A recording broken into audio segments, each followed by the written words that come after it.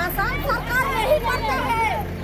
मंडल office में हम लोग का काम कभी नहीं होता है और दूसरे आदमी लोग का काम होता है। बिहारी लोग का कुछ नहीं होता है। हम लोग को वोट नहीं देता है मोदी सरकार को। मोदी सरकार को हम लोग वोट नहीं देता है।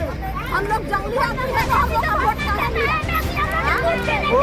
और उस तरफ जंगल में कैसे उन लोग हम लोग यहाँ पे कैसे नहीं